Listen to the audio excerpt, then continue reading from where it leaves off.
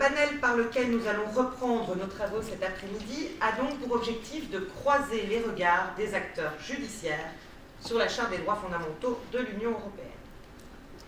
As underlined by Advocate General Torres Maduro in its opinion to the case El Ghafaji, the EU, the Council of Europe, and national legal orders are in an ongoing process of building a European area of fundamental rights.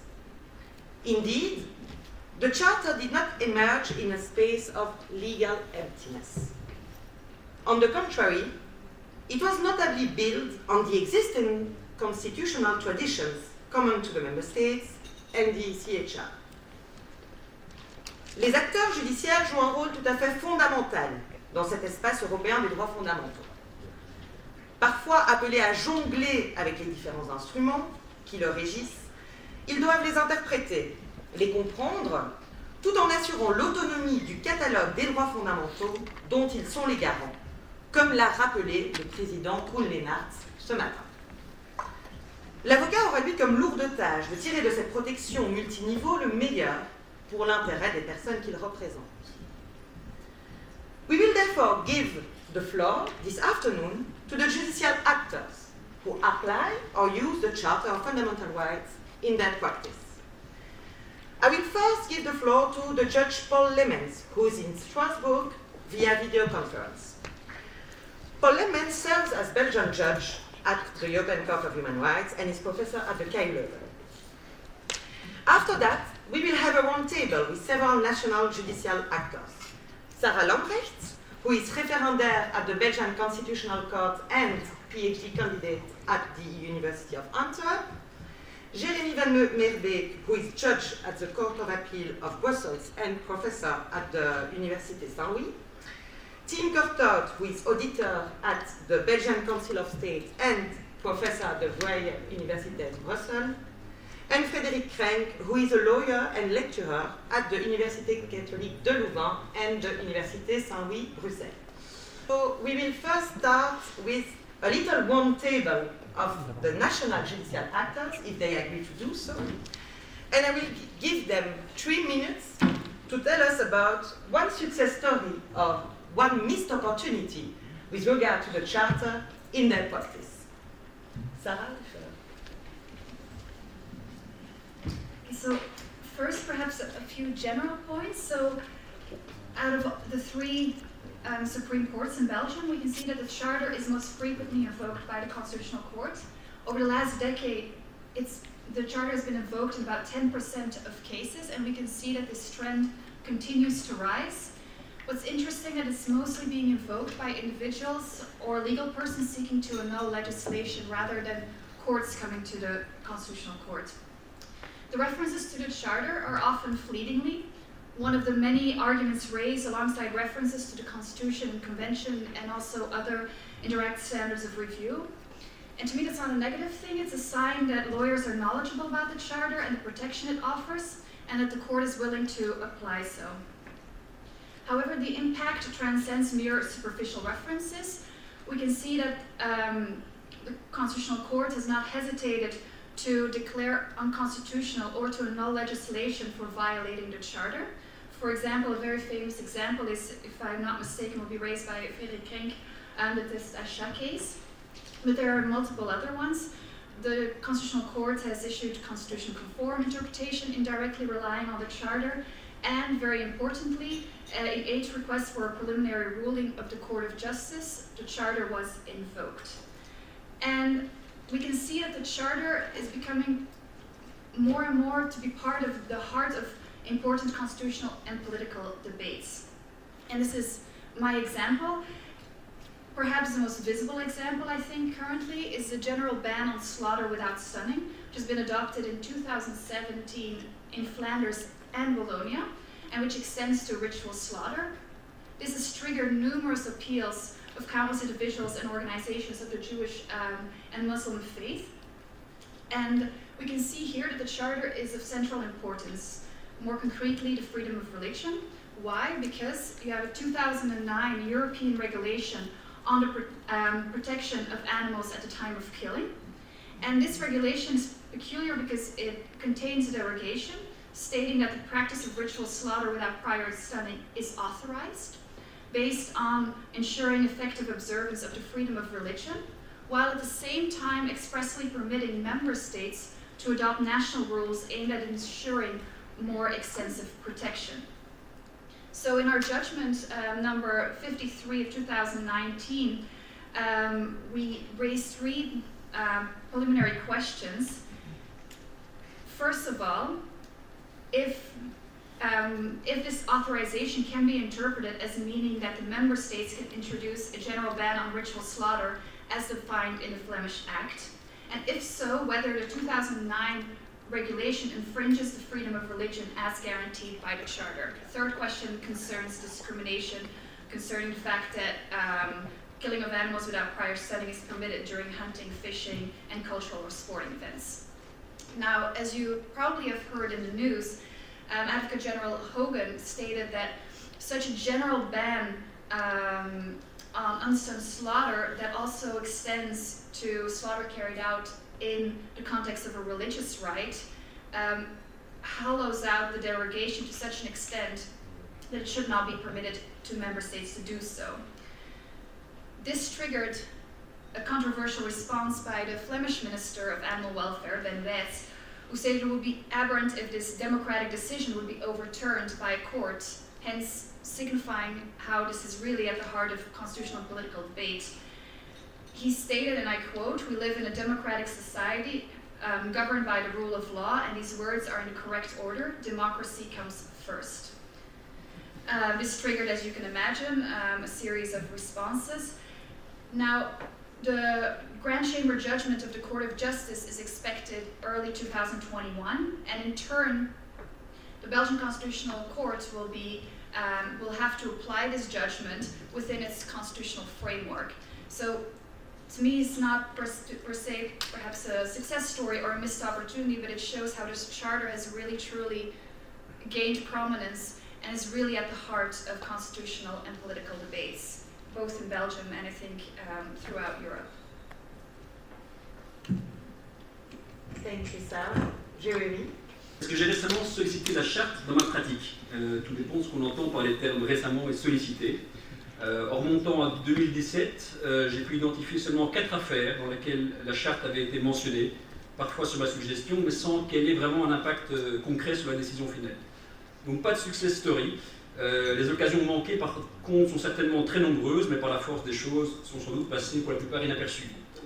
Si je devais en pointer une cependant, ce serait une affaire dans laquelle j'ai eu la désagréable expérience de m'entendre dire que la Cour de justice était manifestement incompétente pour répondre aux questions que je lui avais posées. L'affaire était simple, à tout le moins sur le plan factuel. Il s'agissait d'un conducteur dont le ticket de parking était arrivé à échéance et qui refusait de payer la redevance établie par une société privée, bénéficiaire d'un contrat de concession. Condamné à payer 48,11 €, le conducteur avait fait appel devant moi, pas de chance, critiquant le fait qu'une société privée ait pu avoir accès à ses données personnelles pour pouvoir l'identifier. Alors au terme d'un premier jugement, j'avais considéré que la loi belge du 8 décembre 1992 relative à la protection de la vie privée à l'égard des traitements de données à caractère personnel permettait à une société privée d'accéder auprès de la DIV à l'identité d'un conducteur, mais à condition que cet accès se fasse par le truchement du receveur communal. Alors j'ai ordonné la ouverture des débats pour permettre à cette société de démontrer qu'elle était bien passée par le receveur communal, mais prévoyant, j'ai demandé aussi aux parties de s'expliquer sur l'éventuelle application au litige de la célèbre jurisprudence Antigone de la Cour de cassation belge, qui permet à certaines conditions l'utilisation en matière pénale de preuves recueillies illégalement. Il faut savoir que dans un arrêt de 2008, la Cour de cassation semblait avoir appliqué cette jurisprudence à un litige civil. La question était donc de savoir si dans l'hypothèse où la société privée avait illégalement eu accès aux données personnelles de mon conducteur, il était malgré tout possible de condamner celui-ci. Alors quelques jours après mon premier jugement, la Cour de justice avait... Il y a un écho. Merci Cécilia. Dans un arrêt C419/14, la Cour de justice avait considéré, je résume très très fort, que l'article 47 de la Charte pouvait imposer dans une procédure administrative fiscale l'écartement de preuves recueillies en violation du droit de l'Union. Comme j'aime bien le droit européen et comme la loi du 8 décembre 1992 avait été largement modifiée par une autre loi qui transposait la directive 95/46 relative à la protection des données à caractère personnel, j'ai invité les parties dans un deuxième jugement à s'exprimer sur l'opportunité de poser des questions préjudicielles à la Cour de justice, ce qui a été fait dans une troisième décision, tout ça pour 48,11 €. Je demandais en substance à la Cour de déterminer si les articles 7, 8 et 47 de la Charte s'opposaient à une règle de droit national, le cas échéant jurisprudentiel, selon laquelle des informations obtenues en violation de ces dispositions de la Charte pouvaient néanmoins être utilisées dans un litige civil, selon les critères posés par la jurisprudence Antigone. En d'autres termes, je voulais savoir si le droit de l'Union s'opposait à l'application de cette jurisprudence dans un litige comme le mien. Je fus quelque peu surpris de prendre connaissance de l'ordonnance rendue le 11 janvier 2017 par la Cour de justice. Soyons honnêtes, le premier grief soulevé par la Cour était un peu formaliste, certes, mais tout à fait fondé. L'article 94 de son règlement de procédure indique que la décision de renvoi doit contenir un exposé de l'objet du litige, des faits pertinents du droit national et des raisons justifiant la question préjudicielle. Tout ça a été repris dans mes deux premiers jugements, mais c'est vrai, il n'avait pas été formellement intégré dans ma troisième décision, la décision de renvoi. Soit, la Cour avait pourtant bien compris de quoi y retourner, puisque dans sa décision, elle résume en fait de manière très complète et très claire les faits de la cause et les antécédents procéduraux. Soit. La suite du raisonnement me paraissait un peu plus discutable. Le temps me manque, donc je vais vraiment simplifier. Mais la Cour regrette que je n'ai pas pris position sur l'application de cette jurisprudence Antigone dans un litige de nature civile, alors que cette question n'aurait pas encore été tranchée par la Cour de cassation, et elle estime que la réponse à la question serait donc hypothétique. Alors, outre le fait que la Cour de cassation s'était, même certes de manière isolée, mais s'était déjà prononcée sur la question, l'objet de mes questions était précisément de déterminer si le droit de l'Union s'opposait à l'application d'une telle jurisprudence en cas de litige rentrant dans le champ d'application du droit de l'Union, de sorte qu'il n'y ait pas lieu de se prononcer avant sur cette application, avant l'arrêt de la Cour, au risque d'être accusé par la suite d'avoir épuisé ma juridiction sur la question. La Cour me fait d'autre part grief de n'avoir mentionné aucune disposition de la directive 95-46 qui pourrait être pertinente pour la solution du litige au principal, mais l'objet de mes questions ne portait pas sur la directive, mais sur la Charte, et son invocation visait uniquement à établir le fait que le litige rentrait dans le champ d'application du droit de l'Union, compte tenu de la transposition intervenue. Bref, il faut l'admettre, un petit goût d'amertume. Soucieux toutefois de ne pas vous laisser avec une prestation aussi peu fructueuse que celle nourrie ma propre expérience, j'ai étendu ma recherche dans la contribution écrite aux autres juridictions de l'ordre judiciaire, mais il faut être honnête, la pêche n'a pas été miraculeuse. Vous y trouverez toutefois quelques success stories, histoire de vous donner envie de la lire et de finir ce premier round sur une touche positive. Merci. As to the perspective of the Belgian Council of State, as you know, we have two sections, a legislative section and an administrative section, and I'll try to briefly address both. I think the key observation is that both in the legislative section and in the administrative section is that the Charter is often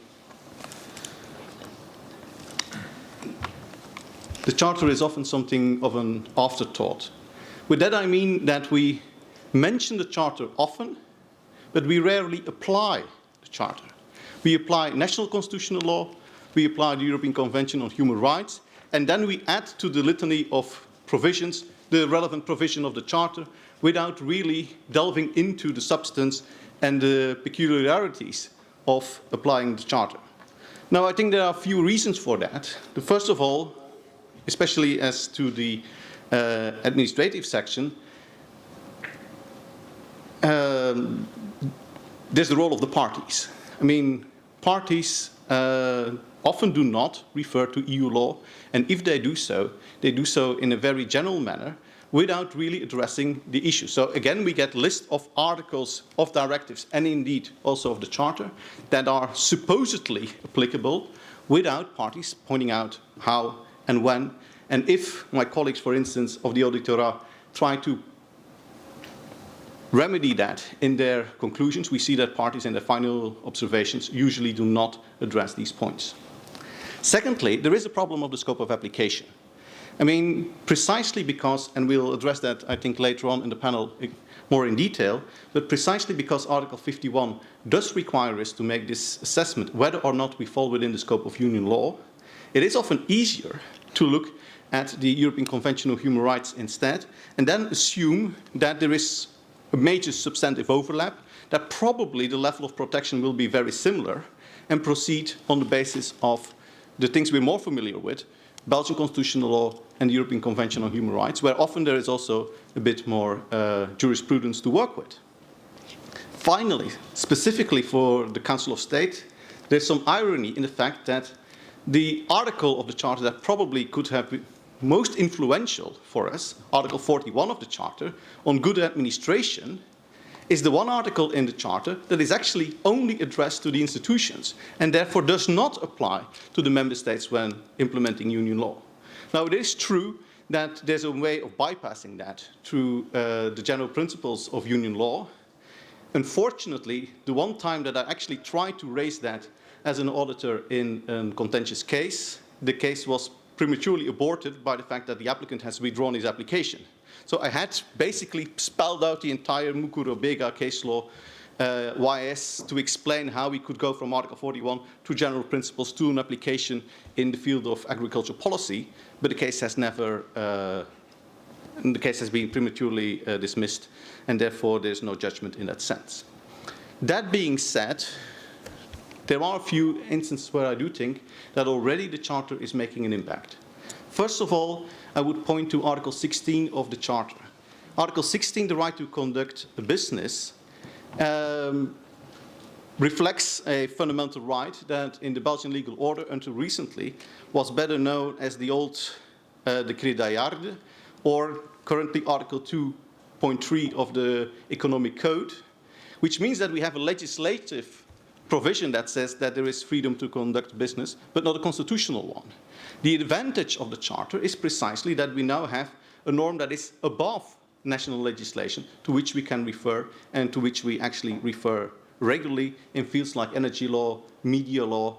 We do now regularly refer to the Charter and even have criticized legislation on that basis. Another field where I see some prospect is in respect of nebis in idem. Again, given the fact that partly actually because of European Union law, think of the GDPR, we now have this massive overcharging of both criminal, where EU law and national provisions are being enforced by both criminal law and administrative sanctions, sometimes very heavy administrative sanctions. I mean, GDPR has fines of up to 20 million euros, where it is far likely that we might end up with recategorizing some of these sanctions as actually criminal in nature, and the question of the concurrence of both criminal and administrative sanctions of criminal nature might very well arise. Finally, I would point out that there is Article 47 of the Charter, to which Professor Muir already pointed out earlier.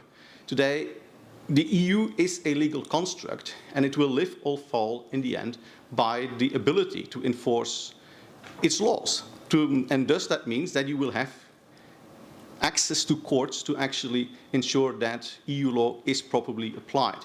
And so a few examples in that respect. We have had a case involving the mutual recognition of probation decisions. So people have been sentenced to an alternative sentence inside the UK or France and moved to Belgium, and then the public prosecutor could basically decide how that sentence, how many hours of community service, what kind of psychological assistance, etc. you would have to undergo, basically on his own, without any form of recourse to that decision. Well, there we said, well, basically, this is denying people, I mean, there's a fundamental decision affecting people's human rights in an inter-community context. Therefore, we need access to a judge. Same with certain decisions taken by our Belgian competition authority, which would be unappealable, where basically the competition authority and the company that is investigating could basically come to some kind of agreement, a deal, basically promising to behave in the future. And then the complainant, the third party that might actually have brought a complaint that started the entire investigation, would basically left out of the entire equation and would simply have to come to the conclusion that the competition authority is not pursuing the matter any further. Again, we've pointed out that in those instances there might be need on the basis of Article 47 to effectively provide for an effective remedy. So there are, I think, a number of instances where the Charter already plays not only is not just reference, but actually does affect the outcome of our opinions, but they are sparse compared to the number of instances where we simply refer to it without furthermore. Thank you. Merci beaucoup, mesdames et messieurs les magistrats, chers collègues, chers confrères, chers amis. Merci beaucoup pour cette aimable invitation à cette rencontre et ce dialogue autour de la charte. Donc, une success story en ce qui me concerne. J'ai quelques expériences fondées sur la charte devant la juridiction belge et devant la Cour de justice de l'Union européenne. Mais si je devais en choisir une, c'est sans doute celle-ci, c'est l'affaire Testachat.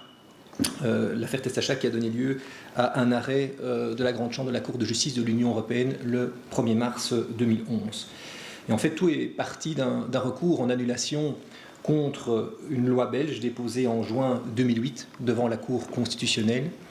Une loi qui, en substance, une loi du 21 décembre 2007, loi en substance qui visait à permettre aux compagnies d'assurance de continuer de pratiquer en matière d'assurance vie des distinctions sur la base du genre. Distinctions sur la base du genre en ce qui concerne les primes ou en ce qui concerne les prestations d'assurance. Et en fait, par cette loi, le législateur belge voulait lever une option dérogatoire inscrite dans une directive, la directive 2413, une option dérogatoire inscrite à l'article 5, paragraphe 2, qui permettait aux États, exceptionnellement, de déroger au principe de l'égalité des sexes en matière d'assurance. Alors, dans le cadre du recours en annulation déposé devant la Cour constitutionnelle, je ne vais pas entrer dans le détail des moyens, mais je formulais en substance ceci, peut-être deux choses essentiellement. Un, le fait que la loi belge, en ce qu'elle autorise les dérogations, emporte violation de la Constitution et plus particulièrement encore l'article 10 alinéa 3 de la Constitution qui garantit l'égalité entre les femmes et les hommes. Et deuxièmement, le fait que la loi belge violait la Constitution parce que l'option dérogatoire en elle-même était incompatible avec la charte et singulièrement avec ses articles 21 et 23.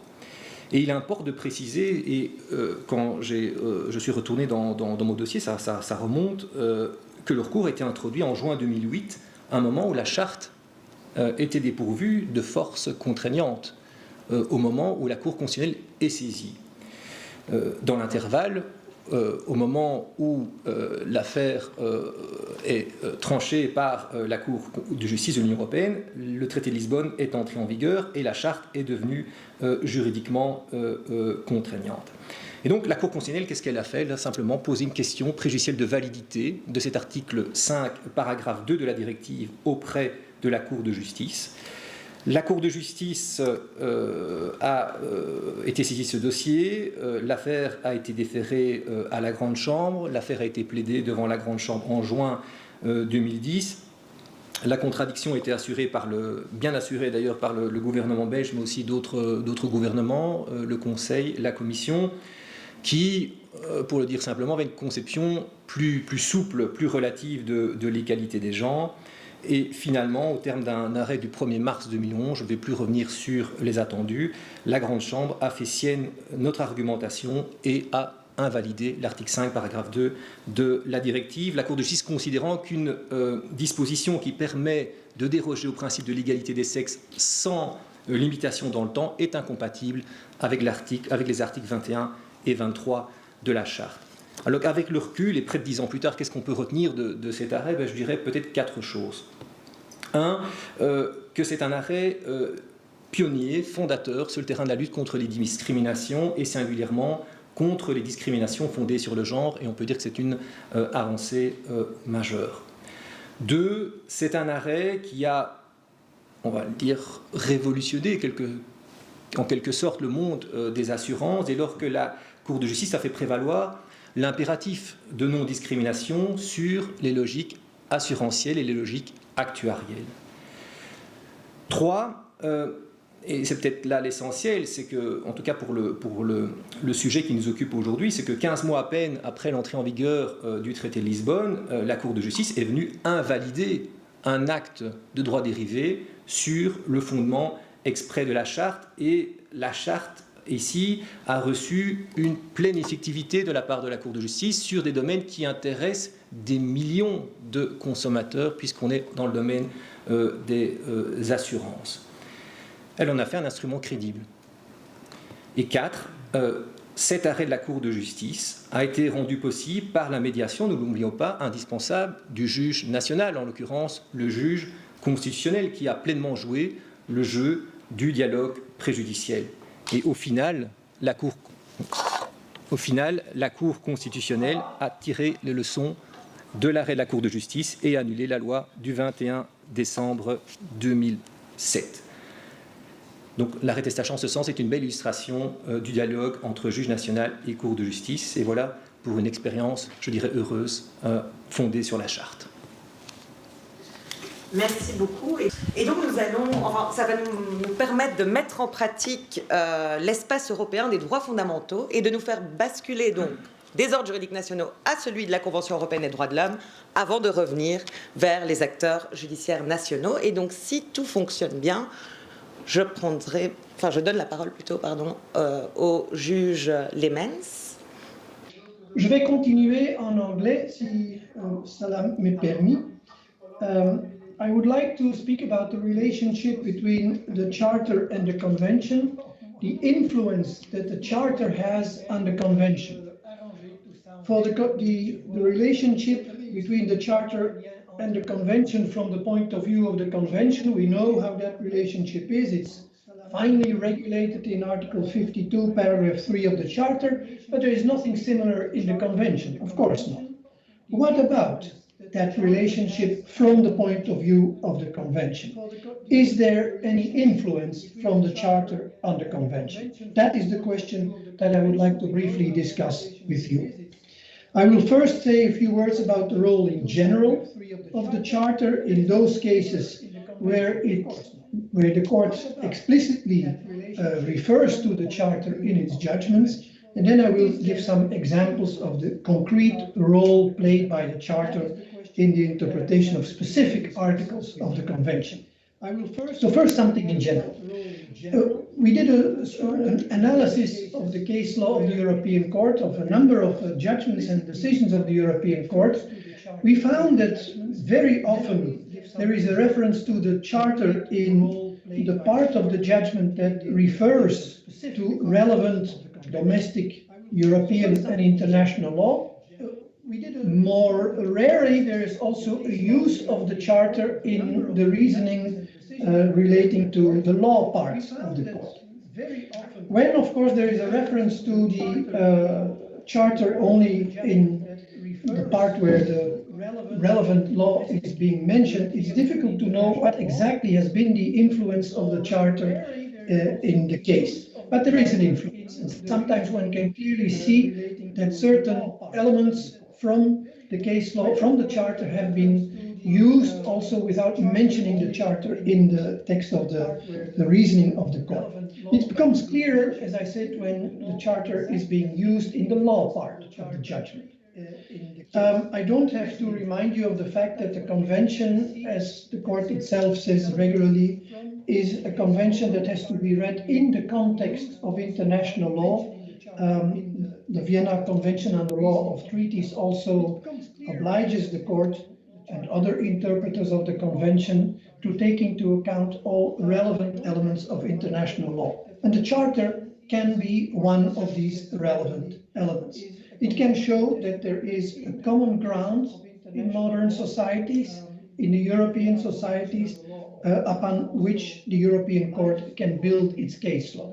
And in a way, the Charter thus can receive an extraterritorial influence beyond the borders of the European Union. Now, when the Court refers to the Charter, it's usually because there's a new question, or because the question arises whether or not there is a need to clarify its case law, to develop its case law, perhaps even to change its case law.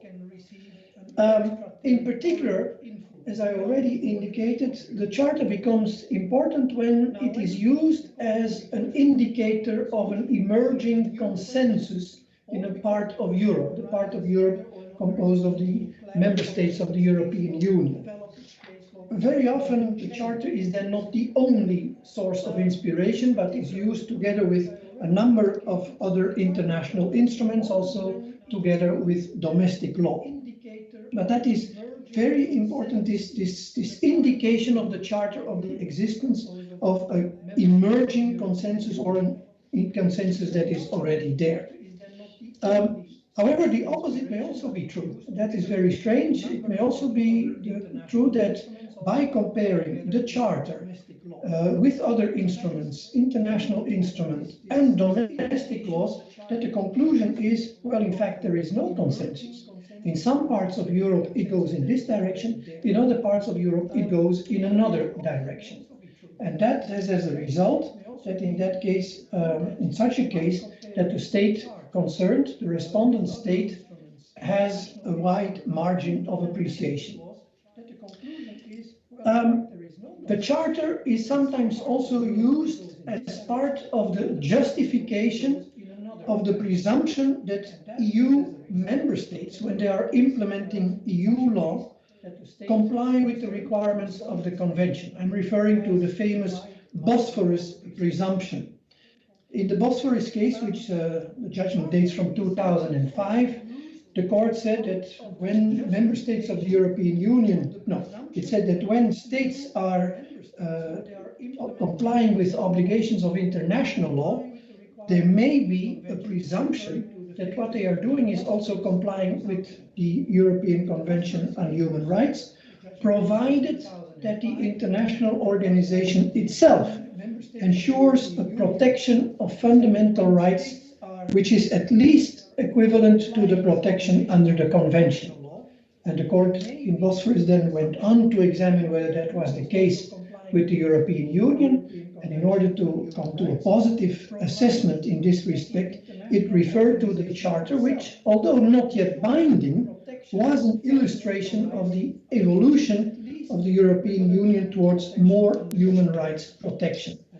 And a number of years later, in Avotinch versus Latvia, the court could say the same thing with respect to the Charter, but this time as a binding instrument. It was an important element to maintain its position that there was still an equivalent protection in the European Union. The court referred in particular to Article 52, paragraph 3 of the Charter. Now let us look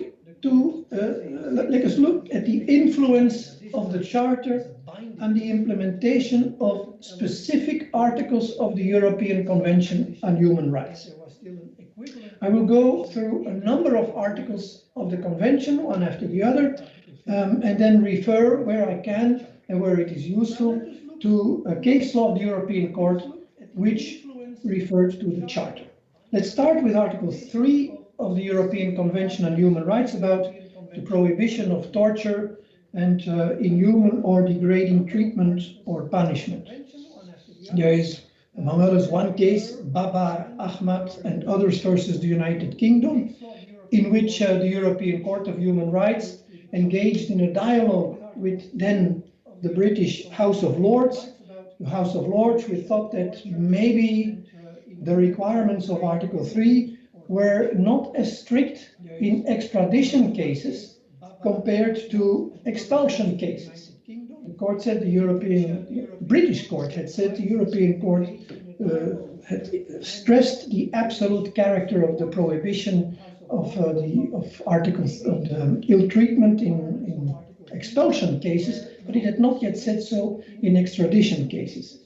And the court answered or replied to that position of the House of Lords by saying, no, there is no difference. Also in extradition cases, the prohibition of Article 3 is absolute. There's no difference between extradition and other types of removal from the territory. And in order to underline that, it made a reference to Article 19 of the Charter, which explicitly provides for a protection against refoulement in the event of removal, expulsion, or extradition. Then I come to Article 6 of the European Convention, which is about the right to a fair trial. And that article has a civil limb and a criminal limb. Often the question arises whether or not Article 6 is applicable. For the civil limb, there is the requirement that the dispute must be about civil rights and obligations. Notions that are not always easy to apply in a given case. In the case of Viljo Eskelinen of 2007, the European Court had to examine whether a dispute between civil servants and a public authority could be considered a dispute about civil rights and obligations, whether that dispute fell within the scope of application of Article 6. And the court reviewed its own case law, taking into account, among other things, Article 47 of the Charter, which is drafted in very general terms, which provides that everyone whose rights and freedoms guaranteed by the law of the Union are violated has a right to an effective remedy before a tribunal. No indication that these rights and obligations should be civil, just rights and freedoms under the law of the Union. That was a strong push for the European Court of Human Rights to adopt a wider interpretation than it had adopted until then, and to accept that in this case about police officers and their administrative authorities, that it came within the scope of Article 6. The Charter here undoubtedly had a very positive influence. However, there's in this matter still no absolute identity between the protection offered by the Convention on the one hand and the Charter on the other hand. The Charter still goes further than the Convention. And that is because of the wording that is present in Article 6 of the Convention. A textual obstacle often cannot be overcome by a reference to the Charter. I refer to Article 7 of the European Convention, which is about the rule no punishment without law, and which therefore guarantees the prohibition of applying retroactively new criminal law. And in a case brought before the European Court in 2009, an applicant argued, well, this article should also imply another type of right, namely the right to the application of the new law when it is more favorable to the accused. This was an issue that had not been examined that much in the case law of the European Court. It was an old case already of 1978, in which the European Commission on Human Rights, the former Commission, had decided that one could not read into Article 7 such a right to the application of the more favorable new law. But the court looked at developments in Europe and elsewhere. It referred to Article 49 of the Charter, which explicitly recognizes this right to the more lenient application of the new law, and it concluded that in this case it had to depart from its former case law, and it accepted that this other right was also implicitly guaranteed by Article 7. I will skip the Articles 8 and 9 of the Convention, not that they are not interesting, but I have an eye on my watch, and I go to Article 10 of the European Convention, which is about freedom of expression.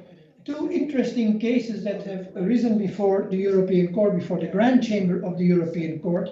One, in the case of Karacsony versus Hungary, was about disciplinary proceedings against parliamentarians. And the court, parliamentarians who had disrupted the work of Parliament by displaying billboards and using a megaphone while there was a Parliament session going on. The facts are not so important. What was important here, that the disciplinary sanction had been imposed by the President of the Parliament without allowing these parliamentarians to present their views. And when the court was looking at the question whether or not the disciplinary sanction was necessary in a democratic society in the sense of Article 10 of the European Convention on Human Rights, it asked itself whether there had been adequate and effective safeguards for the parliamentarians in question. The court came to the conclusion that this had not been the case, taking note, among other things, of Article 41 of the Charter, which guarantees the right to be heard. And the court said the right to be heard would thus increasingly appear as a basic procedural rule in democratic states above and beyond judicial procedures. In this case, they were parliamentary procedures. Now, this right to be heard is used in this case in the context of Article 10 of the Convention, the right, or the article on the right to freedom of expression. But in fact, it fits very well in the court's review of the procedural guarantees enjoyed by an individual during the decision-making process at the domestic level regarding any fundamental right of the European Convention. So this is perhaps a reference that will appear in more cases to be decided by the court. Another very important Article 10 case of the European Court of Human Rights is Magia Helsinki Bizottság versus Hungary about the right of access to information held by the public authorities. This is a right that is not explicitly mentioned in the European Convention on Human Rights, but the European Court referred, among other things, to Article 42 of the Charter, which does explicitly guarantee such a right, and the conclusion for the court was that it was not prevented from interpreting Article 10 of the Convention as including a right of access to information. It did not, however, hold that Article 10 offered exactly the same protection as Article 42 of the Charter. It did not say that the individual always has a right of access to information held by a public authority. He or she has such a right, and I quote from the court, in circumstances where access to the information is instrumental for the individual's exercise of his or her right to freedom of expression. Again, an example of a push by the Charter in the direction of a widening of the scope of protection offered by the Convention, but again, there remains a difference between the Convention and the Charter. Article 11 of the Charter of the Convention is about freedom of assembly and association. In the famous case of Demir and Baykara versus Turkey of 2008, the European Court of Human Rights had to examine, among other things, whether this right, or more particularly the right to freedom of trade union association, whether that right included a right to bargain collectively and to enter into collective agreements. Here too, the court noted, and I quote, a perceptible evolution in this matter, and it found that the time had come to read also this right in Article 11 of the European Convention. This case is interesting for two reasons. First, as already indicated or suggested before, Turkey is not a member state of the European Union, but nevertheless the Charter is referred to in this case as an expression of an evolution that takes place in Europe. So it's possible to draw conclusions from the Charter also with respect to a non-EU member state. One must keep this in mind also when we discuss the question of the accession of the European Union to the Convention. That is a question that arises also in the minds of member states of the Council of Europe that are not state party to the European Union. Second, the article referred to by the European Court when it is examining the scope of Article 11 of the European Convention is an article coming out of the title of the Charter on solidarity, not an article coming out of the title on freedoms. So this shows the intrinsic link between civil rights and social economic rights, also in the European Convention on Human Rights, but this link, of course, is explicitly made in the Charter. I come to Article 12 of the Convention, the right to marry. The Convention speaks of men and women of marriageable age who have the right to marry. Article 9 of the Charter speaks of the right to marry. It does not speak of the right of men and women. And the court has already held in the Christine Goodwin case that it was about a transsexual male to female person who could not marry a man because according to the law she was still considered to be a man. And the court said, well, given developments, including Article 9 of the Charter, we can no longer understand the terms men and women as referring only to purely biological criteria. Next question that has arisen is, of course, would now Article 12 also be, would it have to be read as including a right for a homosexual couple, same-sex partners, to marry? There, the European Court did not go that far, and it also did not find support in Article 9 of the Charter to go that far. Because it said Article 9 of the Charter, yes, it does not mention men and women, but it says that the right to marry exists in accordance with the national laws governing the exercise of this right. And so the court said recognition of same-sex unions, yes, that follows now from the convention, but a same-sex marriage is left to the domestic law concerned. I would like to end with Article 4 of Protocol number 7. That's the non bis in idem article. It has already been referred to this morning. Article 4 of Protocol number 7 prohibits that a person be tried or punished twice for the same offense. There has been case law both from the European Court of Human Rights and from the Court of Justice of the European Union on the question when are two offenses the same, and also on the question when are there two different proceedings. On the question when two offenses are the same, there is no conflict between both courts, but there is a sort of a conflict on the question to what extent two proceedings can be conducted separately.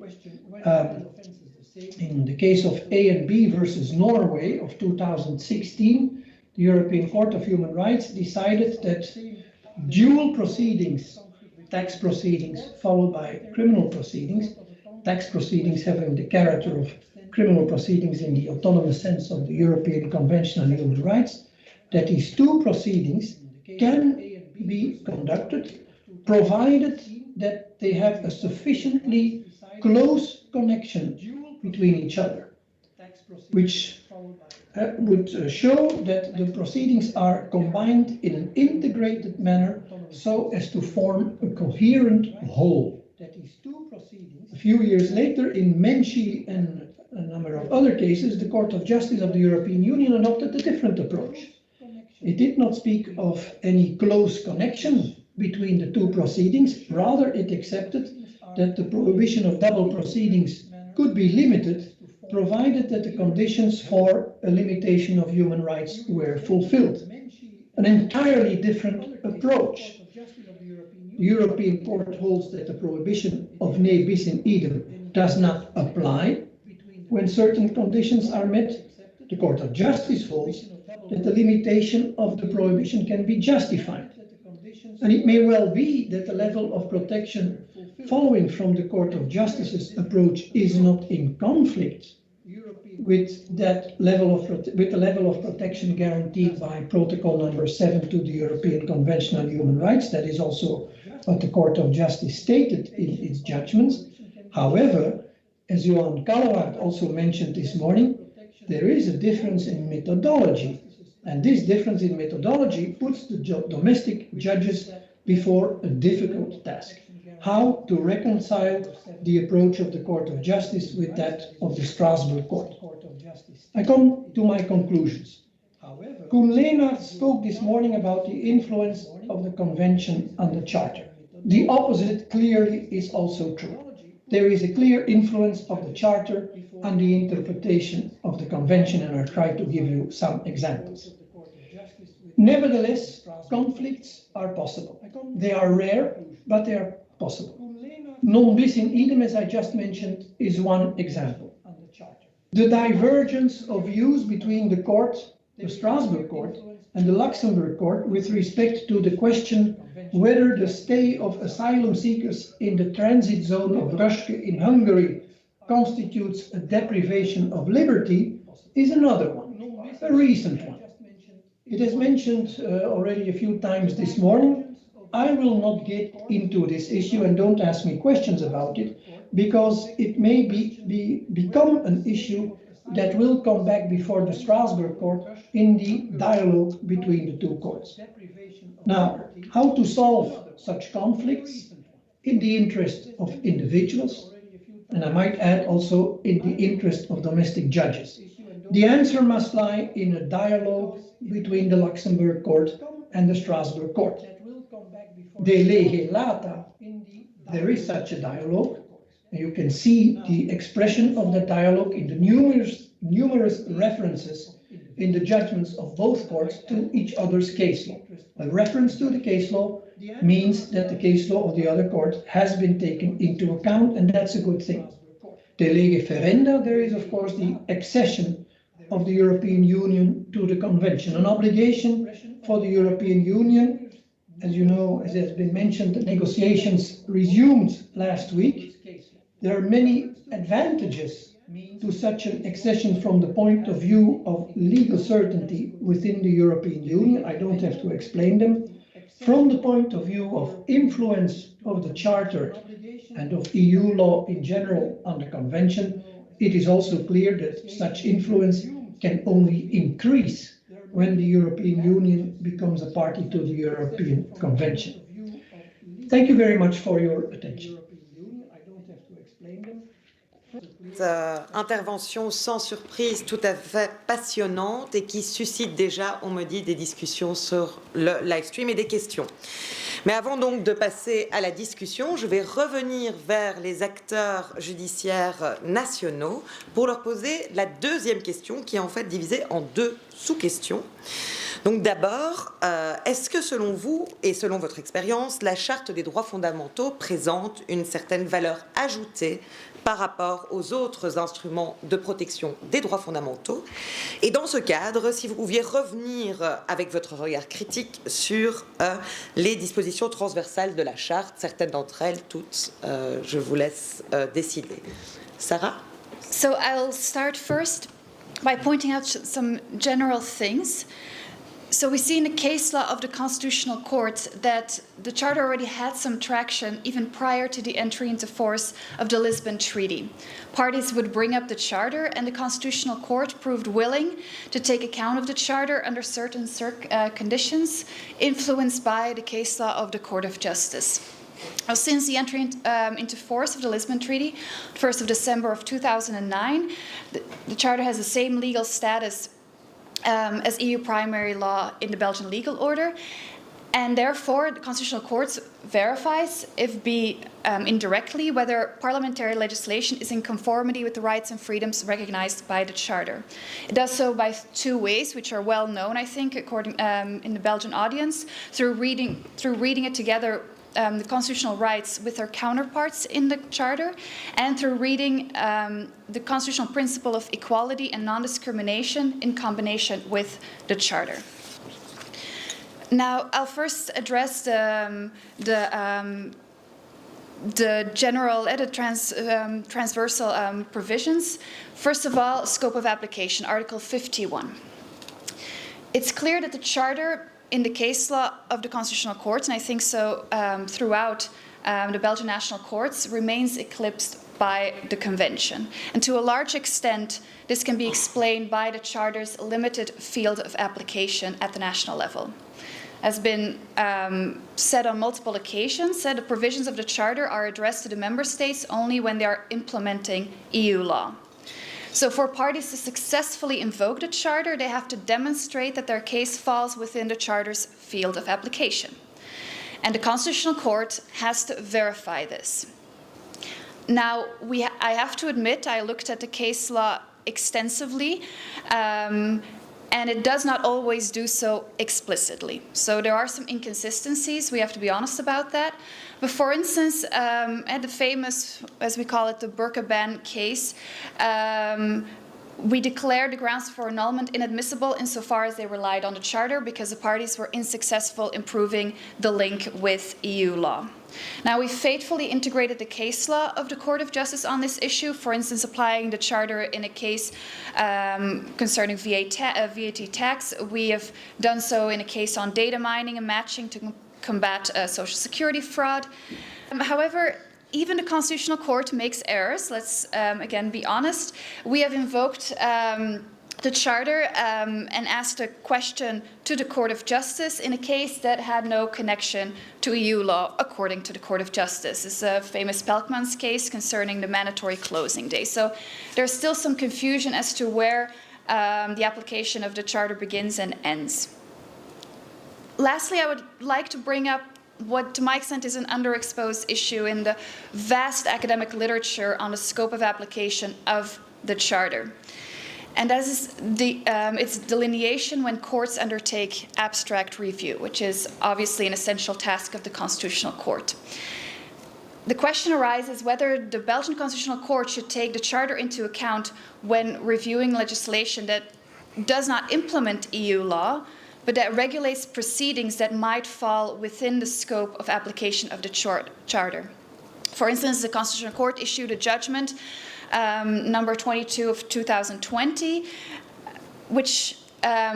which the court held that legislation introducing in judicial proceedings a €20 contribution to the legal aid fund does not aim to implement EU law in itself, but that the Charter can nonetheless be applicable in proceedings in which the contribution is due. Of course, this issue doesn't pose any questions in preliminary proceedings, because there we can verify if the case at hand falls within the scope of EU law. But in appeals for annulment, it's less clear because we don't have such information available and we have to anticipate all kinds of possible scenarios. And the question arises, to what extent does the Charter apply in such instances? Should we take it into account? Should we hold such grounds inadmissible? The case law isn't very clear on this issue at the moment.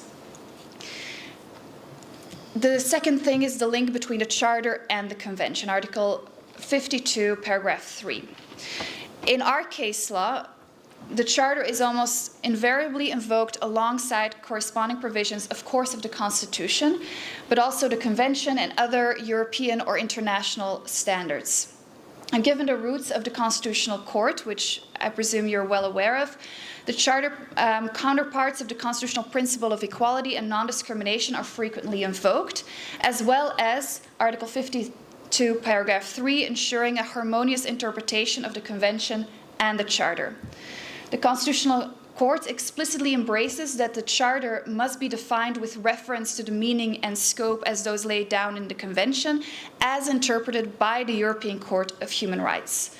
In practice, what does that mean for law clerks such as myself? The Constitutional Court will research and will cite the case law of both the Court of Justice and the European Court of Human Rights and implement it. Lastly, Article 53, the standard of protection. The Constitutional Court will take into account the protection provided by different binding standards through harmonious interpretation to guarantee the most extensive human rights protection. So what does that mean? Additional guarantees under the Charter are integrated into the standards of rights protection. Of course, as we're well aware of, the principle of this broadest protection must be conciliated with the primacy, unity, and effectiveness of EU law, as President Leenaerts brought up on several occasions this morning. And this is not a new issue. The Council of State already signaled this delicate issue in its opinions on draft legislation assenting to the European Constitution, and a few years later, the Lisbon Treaty. I won't go into detail of what the whole reasoning was, but the conclusion was it was up to the Court of Justice to interpret Article 53, and that the Council of State said at this point that it was neither possible nor desirable to anticipate potential conflicts between EU law and the Constitution. President Leenaerts brought up Meloni already, and so we're well aware national authorities and courts remain free to apply national standards of protection of fundamental rights, provided that the level of protection provided for by the Charter as interpreted by the court and the primacy, unity, and effectiveness of EU law are thereby not compromised. What does that mean for the national courts? Now, the Belgian Supreme Court, as far as I've researched, have made no further elaborations on Article 53, nor have referenced Meloni. So we do not know what the real response is of the Belgian Supreme Court towards this jurisprudence.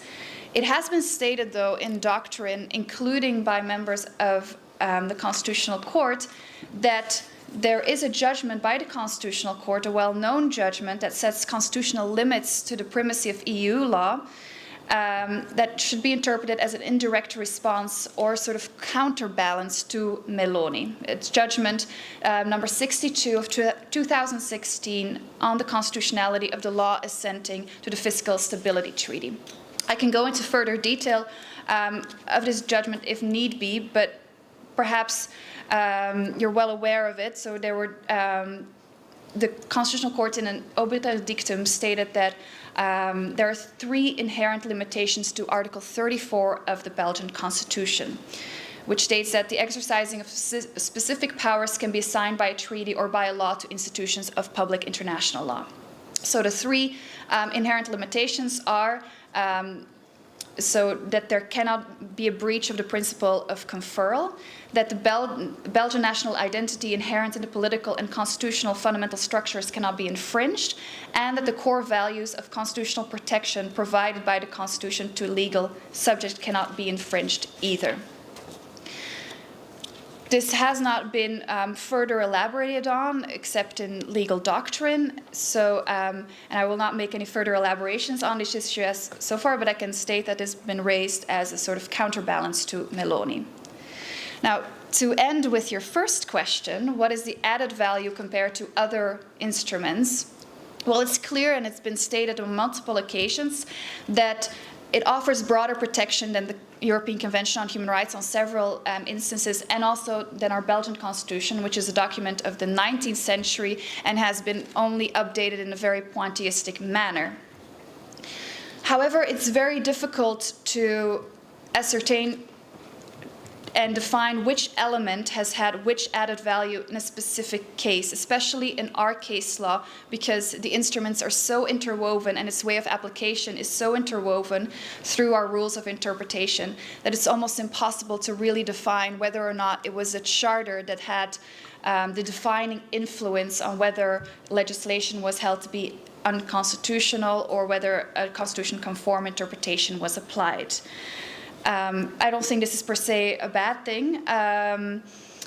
Perhaps it's just an element to show that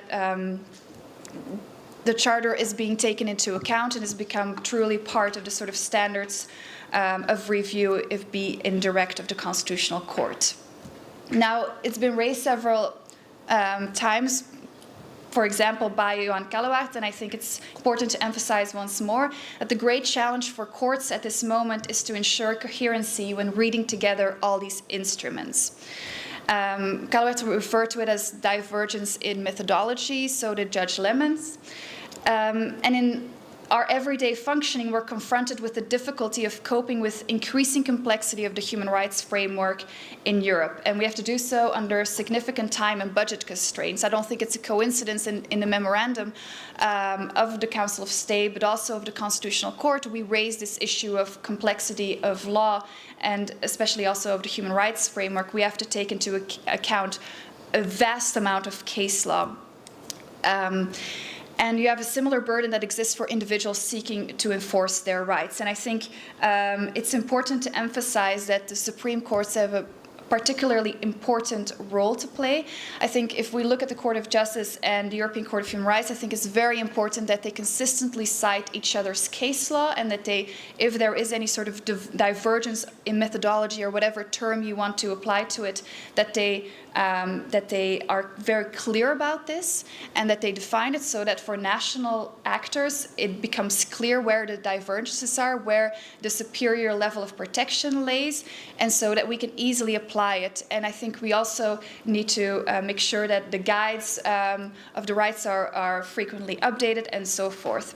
If we look at the role of the Constitutional Court in this regard, I think it's for us, through our rules of interpretation, we can bring together all these different instruments of protection, and I think it helps to raise awareness to the other national courts where the Charter perhaps might seem like a foreign document or might seem like something they're not familiar with because they don't have to apply it in their day-to-day practice.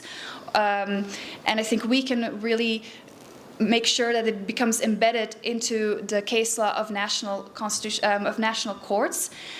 And I think we take this responsibility very seriously if we see at the extensiveness of citation of the Charter and also of the case law of the Court of Justice. And I think we need to continue doing so.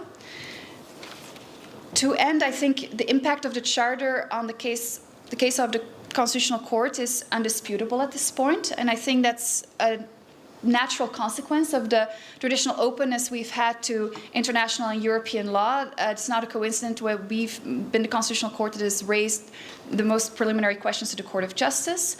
And I think the influence of the Charter might become even much vaster if the plan of the new federal government to modernize the Constitution materializes, because recent efforts to do so have relied on the Charter as a source of inspiration. So perhaps in the future, the Charter might actually have a lasting impact on the constitutional design of Belgium, much beyond the current case law. Thank you.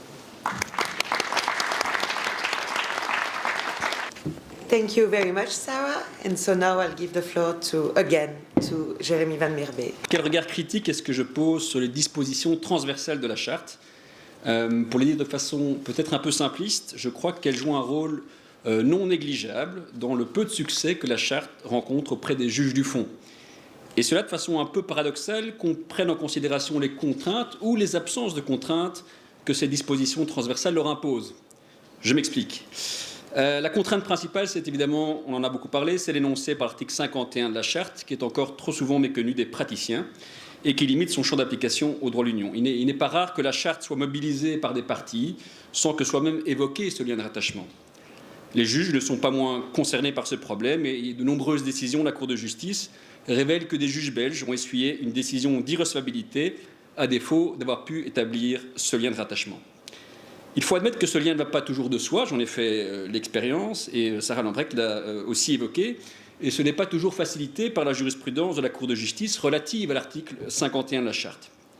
En d'autres termes, l'invocation de la Charte impose un détour qui est parfois fastidieux par le droit de l'Union qui, pour, il faut bien le dire, de nombreux praticiens, joue un peu le rôle de ce courrier qu'on reçoit de l'administration fiscale. On se doute bien que c'est important, mais on préfère ne pas l'ouvrir. Ce détour par le droit de l'Union peut paraître d'autant moins indispensable que la Charte tend à limiter les contraintes qu'elle impose au juge national, d'une part en lui assurant que les droits qu'elle consacre et qui trouvent leur équivalent dans la Convention se voient reconnaître le même sens et la même portée que celle conférée par cette dernière, au minimum, article 52, paragraphe 3, et d'autre part en prohibant toute interprétation de ces dispositions qui viendraient limiter ou porter atteinte aux droits fondamentaux reconnus par d'autres instruments de droit international ou national, article 53. En d'autres termes, et Tim Corto l'a déjà évoqué, mais aussi Sarah Lambrecht, pourquoi se fatiguer à se risquer dans les méandres du droit de l'Union européenne alors que sa charte ne limite pas le corpus des droits de l'homme existant et qu'il faut lui conférer au minimum la même portée qu'aux articles de la Convention, instrument qui est généralement mieux connu et davantage intégré par les juristes qui ne sont pas spécialisés en droit européen. La dernière question qui nous est posée est de déterminer si, je cite, selon notre opinion et à la lumière de notre expérience, la Charte présente ou non une valeur ajoutée par rapport aux instruments de protection des droits fondamentaux. Sur le plan substantiel, je répondrai, selon mon opinion, oui. À la lumière de mon expérience, non. Ma petite enquête jurisprudentielle indique que la Charte n'est pas souvent mobilisée par les juges du pouvoir judiciaire, comme l'avait déjà relevé ce matin Nathalie Stockwell, sauf dans des contentieux particuliers qui font fréquemment usage des règles du droit de l'Union européenne en matière de mandat d'arrêt européen, de droit des étrangers ou de droit de la concurrence. Cependant, même dans ces matières, il est rare que la Charte ait un impact réel. Il apparaît bien souvent qu'elle n'a été invoquée qu'en supplément, presque de façon décorative, à un autre instrument de protection des droits fondamentaux. Ainsi, par exemple, il n'est pas rare que les parties ou les juges se réfèrent à la fois aux articles 6 et 13 de la Convention et à l'article 47 de la Charte sans autre précision. À leur décharge, quel praticien non spécialisé en droit européen, et qui n'a pas entendu le juge Lemens, est en mesure d'expliquer la valeur ajoutée que présente l'article 47 de la Charte par rapport aux articles 6 et 13 de la Convention. À titre anecdotique, dans une affaire portée devant la Cour d'appel de Bruxelles, une des parties lui demandait de poser à la Cour de justice des questions préjudicielles portant sur, selon la formule quelque peu symptomatique utilisée par l'arrêt, je cite, « l'interprétation à donner aux articles 6.1, 8, 9, 10, 11 et 14 de la Convention européenne des droits de l'homme, combinés ou non avec l'article 20 de la Charte des droits fondamentaux de l'Union européenne. » combinée ou non. Ce terme ne résume-t-il pas la perception qu'ont la plupart des juges nationaux de la Charte, les juges du fond, sans nier la valeur ajoutée de la Charte sur un plan substantiel, on l'a souligné à plusieurs reprises aujourd'hui. Je me demande cependant si à ce jour, son principal intérêt n'est finalement pas d'ordre procédural. Contrairement au mécanisme strasbourgeois qui impose l'épuisement des voies de recours internes, le droit de l'Union permet, et dans certains cas impose, au juge national d'interroger la Cour de justice lorsque se pose une question d'interprétation du droit de l'Union. De la sorte, le juge national du fond bénéficie, certes, on l'a vu, et je l'ai vu, à nos risques et périls, de la possibilité d'obtenir des juges du Kirchberg une réponse contraignante aux questions qu'il se pose en ce qui concerne l'application de la Charte au litige qui lui est soumis. Alors pour conclure par un clin d'œil, je me permets de revenir sur le dépliant annonçant la tenue de ce colloque et qui ouvrait sur ces mots, je cite, « En juin dernier, la Commission publia les résultats d'une enquête Eurobaromètre sur la connaissance qu'ont les citoyens de la Charte des droits fondamentaux de l'Union européenne. Selon l'enquête, seuls 12% des citoyens savent vraiment ce qu'est la Charte des droits fondamentaux. » Ce matin, Justine Lacroix indiquait que le pourcentage ne devait pas être plus élevé chez les philosophes. Cette formulation suggère que cela constitue un indicateur de l'effectivité limitée de la Charte, qui serait étroitement associé à son statut d'instrument peu connu du grand public. Franchement, je serais stupéfait si 12% des citoyens de l'Union européenne savaient vraiment ce qu'était la Charte, car à mon avis, ce serait beaucoup plus que les juristes que je côtoie en dehors du monde académique. Je vous remercie. C'est peut-être une proposition que la Commission peut entendre pour faire des enquêtes sectorielles et disciplinaires au prochain anniversaire de la Charte des droits fondamentaux. Tim? Merci. I've already hinted in my previous intervention that one of the reasons that the Charter is less applied might have to do with its scope of application. And I think the Belgian Council of State, especially in its legislative section, we have maybe even more so the problem that Sarah Lambrecht already hinted at. We review ex ante, so before they are actually applied. So we have to anticipate with every act that there might be fields of application or situations in which the new act will be applied that may fall within the scope of union law and other situations that do not. And so that issue makes us often hesitant to develop deeply into the Charter. To give one example, and Sarah already mentioned it, she quoted as her success story or a major case where the Charter was applied by the Constitutional Court, and which is indeed currently before the Court of Justice in Luxembourg, the case of the Unston slaughter. But before that case arrived at our colleagues at the Constitutional Court, the draft legislation has actually been reviewed by the Belgian Council of State. Now, if you look at that opinion, it has an extensive analysis of fundamental rights law, but it does not address that issue from the angle of the Charter. Well, that's not entirely true. There is actually a footnote explaining why we don't. And the footnote says two things. First of all, it indicates that we are not sure that we actually are within the scope of union law. And the reason for that is that precisely because, as Professor Lennart explained this morning, we're not sure that the conditions in EDA or in TSN are actually complied with. I mean, the regulation, there is union legislation in respect of the slaughter of animals, which then says that there is an exception possible for religious reasons. And then in Article 26 of the regulation goes on by saying that nevertheless, member states may take further going measures in respect of that religious exception.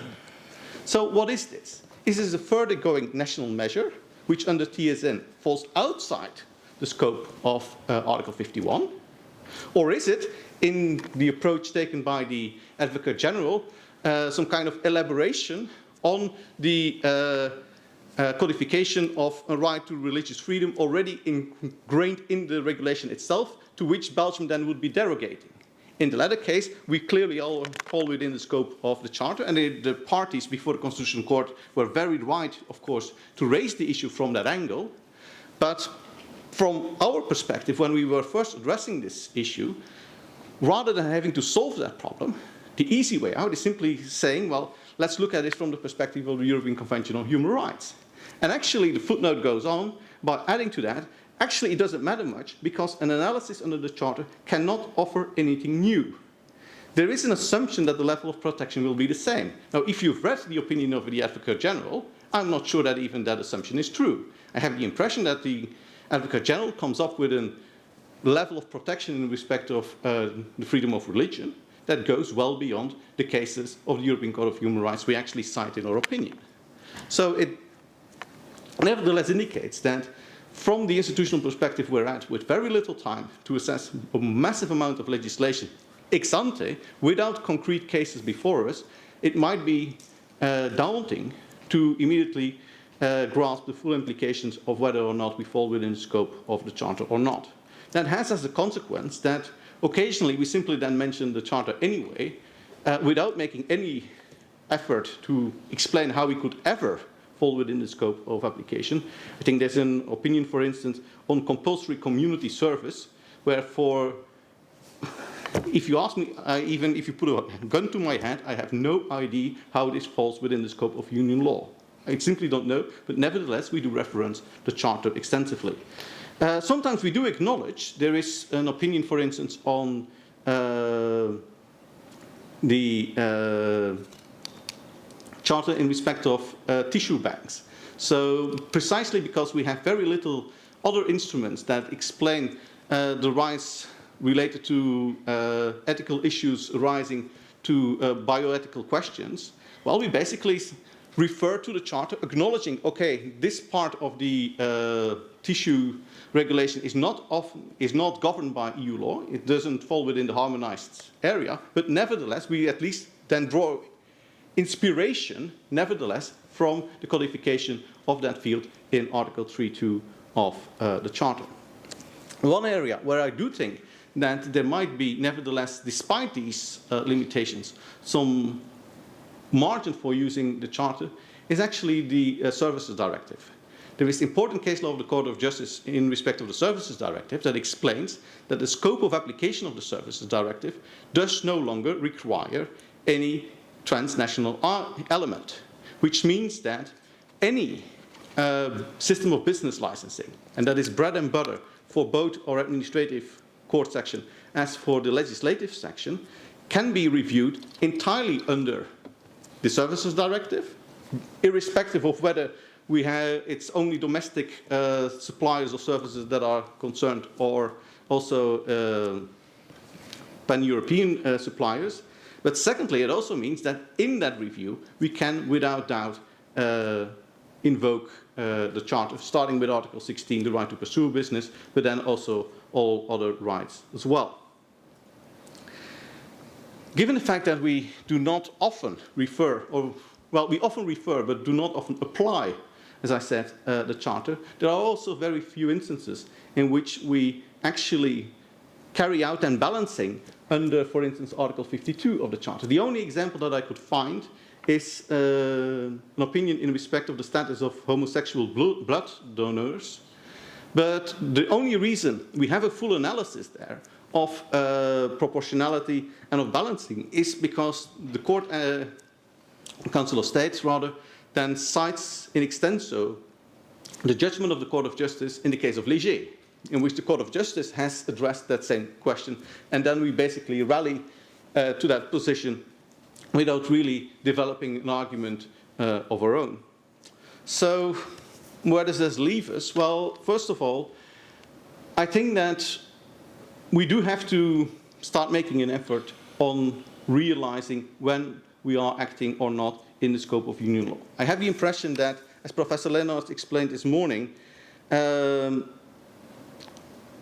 Meloni hasn't fully sunk in yet.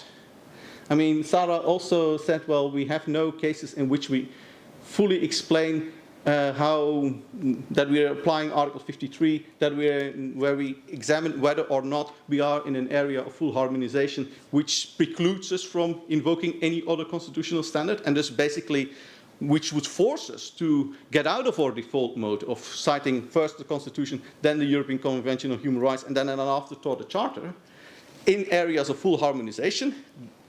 which then means that we have to realize that we are in an area of full harmonization, and which to a certain extent is moving the question, and the difficult question, whether Article 51 of the Charter applies, to the equally difficult question to assess whether or not a harmonizing measure is meant to be full harmonization, again in a context where often, especially the legislative section of the Council of State, cannot ask the question to the Court of Justice to clarify in advance. So nevertheless, I do think we have to make that effort. I think we will have to acknowledge and to state clearly, okay, this is an area that is fully harmonized in our view, and therefore, if we are going to review fundamental rights issues, we have to do so under the Charter. And in other areas, I think we will therefore start to have to make the type of analysis that indeed Professor Lennartz mentioned this morning that the German Constitutional Court has done in Recht auf Vergessen 1, Recht auf Vergessen 2.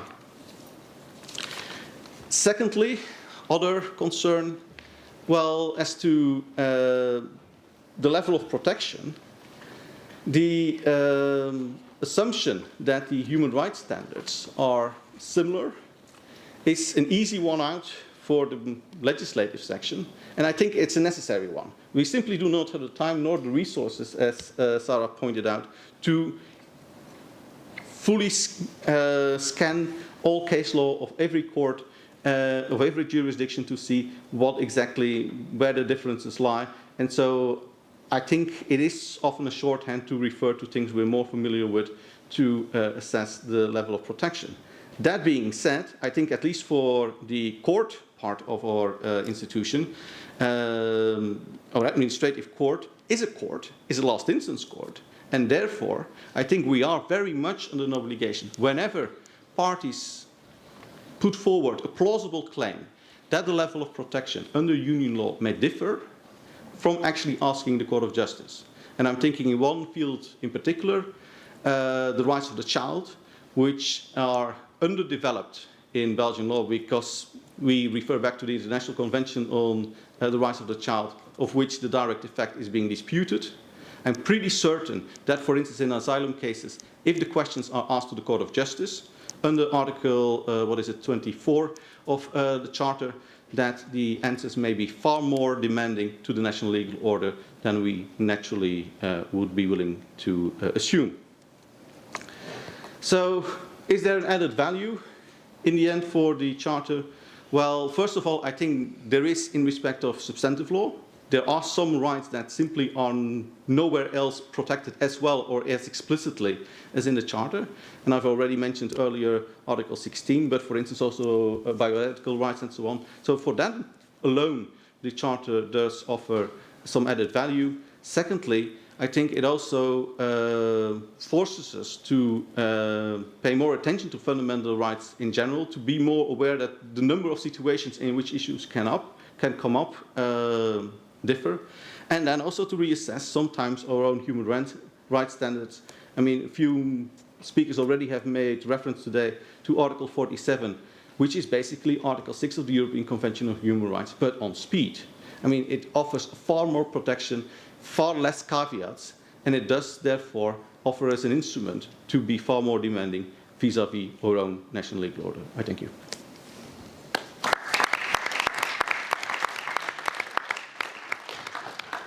Thank you very much. Frédéric? Oui, merci.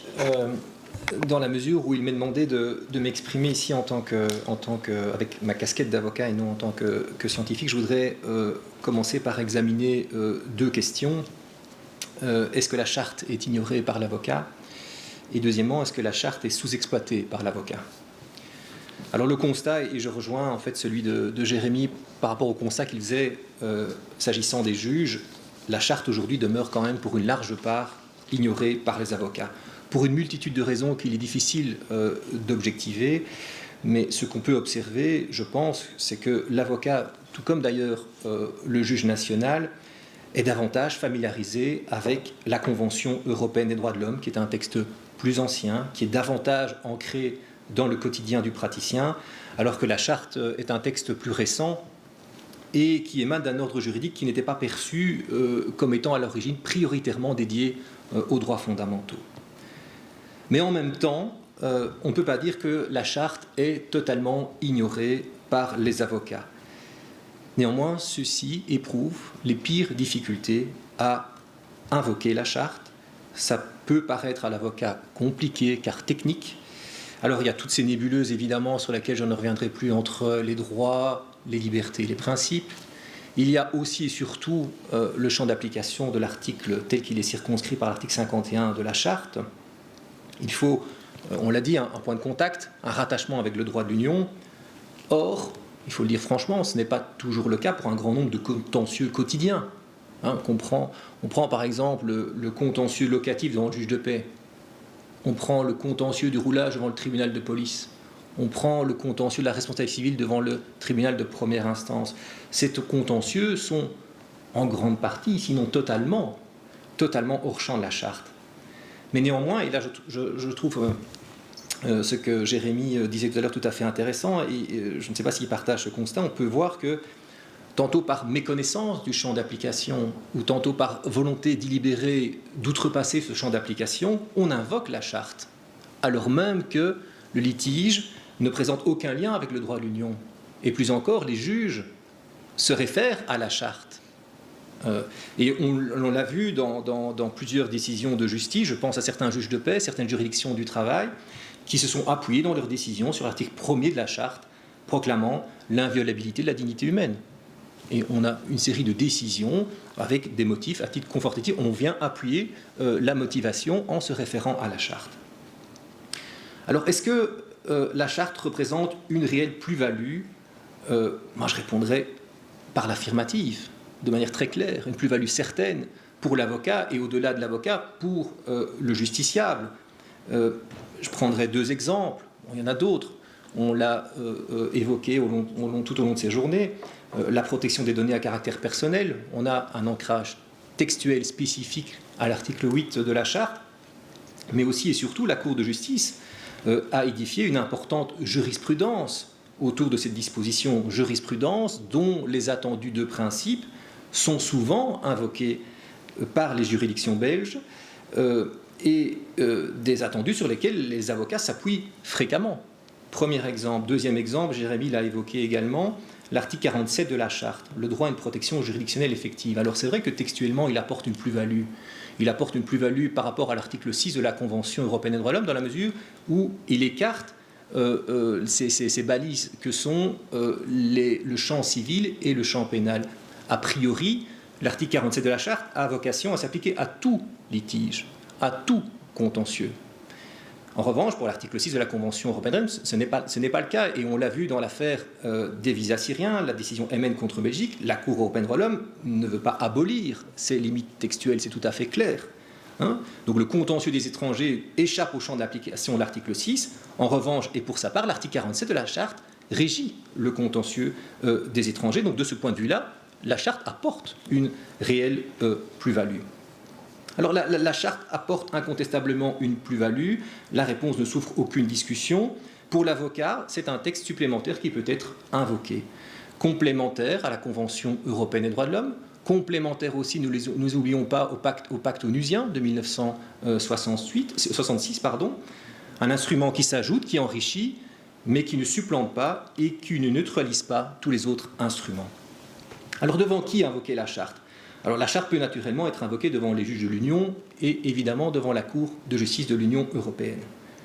Mais soyons aussi clairs, les avocats ne plaident pas quotidiennement à Luxembourg. L'essentiel du contentieux se passe devant les juridictions internes, juges de droit commun de l'Union. C'est là, sur le terrain, devant ces juridictions, juges constitutionnels, juges judiciaires, juges administratifs, que la charte gagne à être plaidée, mobilisée, vitalisée. Et deux exemples récents peuvent être tirés de décisions récentes peuvent illustrer mon propos. Je prendrai tout d'abord l'arrêt de la Cour constitutionnelle du 24 septembre 2020 sur le secret professionnel de l'avocat. La Cour constitutionnelle a annulé certaines dispositions de la loi anti-blanchiment du 18 septembre 2017 en ce que ces dispositions portaient atteinte au secret professionnel de l'avocat. Dans cette affaire, j'avais eu l'honneur de représenter l'OBFG. J'avais invoqué la charte et sollicité à titre subsidiaire la saisine préjudicielle de la Cour de justice. Ça n'a pas été nécessaire puisque la Cour constitutionnelle a exercé son contrôle, a accueilli le moyen et a dit qu'il n'était pas dans ces conditions nécessaires d'interroger la Cour de justice à titre préjudiciel. C'est montrer que le juge constitutionnel est un juge de la Charte. Autre exemple, plus récent encore, ordonnance en référé, 5 octobre 2020, le juge des référés de Bruxelles s'est fondé sur l'article 1er de la Charte, l'inviolabilité de la dignité humaine, pour ordonner à l'État belge, sous peine d'astreinte, de prendre les mesures nécessaires pour mettre un terme à l'impossibilité pour les demandeurs d'asile de solliciter l'aide matérielle prévue par la loi Accueil dès la présentation de leur demande. Application de l'article 1er par le juge judiciaire. Et on peut évidemment multiplier les exemples à l'envi, des exemples d'invocation de la Charte et de success story, devant les juridictions internes. Alors d'un point de vue pratique aussi, des liens intéressants peuvent être établis entre la Charte et le système de la Convention européenne des droits de l'homme. Tout d'abord, il faut rappeler que l'invocation de la Charte au niveau interne répond à la philosophie de la subsidiarité qui gouverne la Convention européenne des droits de l'homme. L'invocation de la Charte devant le juge national est de nature à rencontrer l'exigence de l'épuisement des voies de recours internes. On sait que c'est une condition pour agir à Strasbourg, parce que la Cour européenne des droits de l'homme n'exige pas l'invocation expresse de la Convention européenne des droits de l'homme, mais autorise, admet l'invocation d'un texte équivalent. Donc il y a un intérêt aussi, si on se place en tant que praticien, avec le regard possible d'un recours éventuel à Strasbourg, d'invoquer la Charte devant le juge national. Deuxièmement, le refus par une juridiction interne de poser une question préjudicielle fondée sur la Charte peut emporter violation de l'article 6 de la Convention européenne des droits de l'homme et être sanctionné par la Cour européenne des droits de l'homme lorsque ce refus n'est pas motivé. N'est aucunement motivé, c'est la jurisprudence Ullens de Schoten. Et enfin, monsieur le juge Lemens, ça a été abondamment évoqué, il y a ces influences croisées entre les deux cours européennes, et donc l'avocat peut naturellement invoquer la Charte devant la Cour européenne des droits de l'homme. Il peut invoquer la jurisprudence de la Cour de justice devant de l'Union européenne devant la Cour européenne des droits de l'homme. La Charte est alors ici invoquée comme référent interprétatif. Deux réflexions. Première réflexion, c'est que on voit clairement que via la Charte des droits fondamentaux de l'Union européenne, la Cour de justice s'est progressivement affirmée comme une Cour des droits fondamentaux. Alors évidemment, la Cour de justice de l'Union européenne ne peut pas être comparée avec la Cour européenne des droits de l'homme. Leurs missions sont foncièrement différentes. Mais il n'empêche, dans plusieurs domaines, la Cour de justice rend la justice des droits fondamentaux. Alors il est révolu le temps où on évoquait à l'époque l'Europe des marchands d'un côté et l'Europe des droits de l'homme de l'autre. On l'a vu et on le voit nettement à propos du contentieux lié aux questions de l'indépendance du juge national. La Cour de justice est affirmée comme une gardienne de l'état de droit au niveau de l'Union européenne, via la Charte, mais aussi via une application remarquable et remarquée de l'article 19, paragraphe 1er, alinéa 2 du traité. Et il est frappant de constater, et ceci est particulièrement intéressant, que sur cette question, la Cour de justice a devancé la Cour européenne des droits de l'homme. Alors, est-ce à dire que la Cour européenne des droits de l'homme se désintéresse de la protection de l'indépendance du juge national? Je ne le pense pas du tout. L'explication réside au niveau procédural. La Cour de justice de l'Union européenne est en mesure de se prononcer plus rapidement que la Cour européenne des droits de l'homme sur ces questions. La Cour de justice peut se prononcer en dehors de tout litige, dans le cadre d'un recours en manquement, ou au cours d'un litige interne, par voie de questions préjudicielles, alors que la Cour européenne des droits de l'homme, elle, ne peut se prononcer qu'après l'épuisement des voies de recours internes.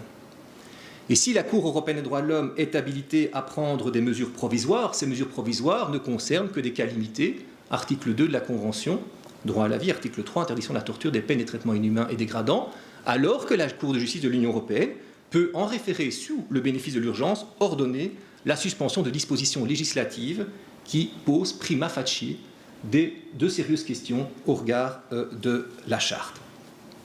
Donc il faut se réjouir du rôle croissant que la Cour de justice joue en matière de droits fondamentaux. On a vu toute une série d'exemples tout au long de cette journée, et il y a place évidemment pour des interactions fécondes avec la Cour européenne des droits de l'homme dans l'intérêt des droits fondamentaux et indépendamment, j'insiste, du débat sur l'adhésion.